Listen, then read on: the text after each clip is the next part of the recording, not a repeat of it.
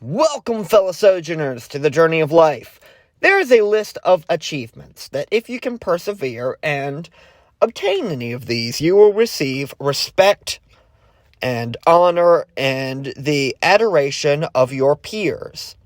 Because achieving any of these is a representation of the strength of your character. And it's legitimate. Like, these are things like become CEO of a company, or get a black belt in a legit martial art, or get a high level of education like a master's degree or a doctorate.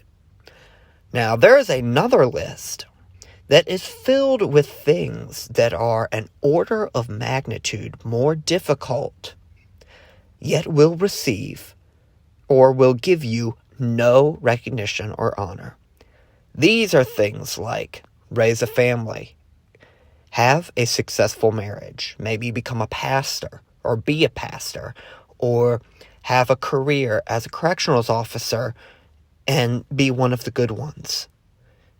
You know, if you approach anything from the second list with the idea that you can handle it because you can have done any of the things from the first list, you are about to experience something that every soldier experiences on his first day at boot camp.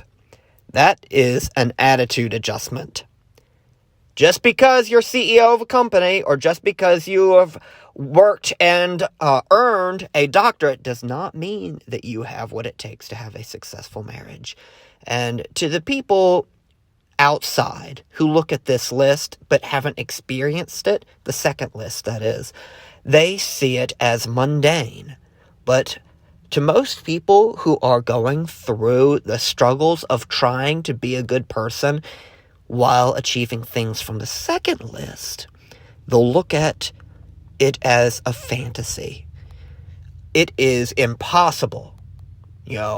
Like, love is dead is a thing I've heard a lot. The only people in long-lasting marriages are unhappy marriages and things like that, which is not true.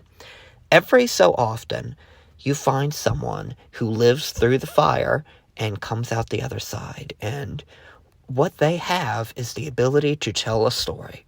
Now, what am I getting at with all this? This is obviously not my normal type of content on YouTube. Well, I was scrolling through Facebook, and I saw something that struck me to my core. I'm always looking for new ways to tell stories, new techniques, and new mediums. And it's important to me because I believe through stories, us as storytellers can give people hope that they can achieve their goals and warn people away from the pitfalls that, you could fall into. So, this is what I saw. I scrolled down and I found it was a Facebook memory from my sister. One of my sisters. Yeah, I'm a sucker for nostalgia. I love these Facebook memories. It doesn't matter how dumb it is. It all, my heart melts very easily. So, yeah, I was like, oh, okay, Facebook memory. That I saw was from 10 years ago. That's the second thing you see. Then I read the memory. This is what it said. Above that, there was this comment from today. Now, if you knew what this woman has gone through in the last 10 years, then this would be extremely powerful. Like, I started to cry, kind of powerful. But you don't have to know what she went through for it to be powerful. This is a perfect example, a master class in the principle of show, don't tell. By withholding information, the audience can then insert their own struggles and see somebody from the other side who has gone through. And I just think that for being something as simple as a Facebook post, to be able to communicate 10 years and a happy ending, I think this is beautiful, and I wanted to share it. So, I hope that you all have a good life and that you take advantage of your stories to help guide the next generation.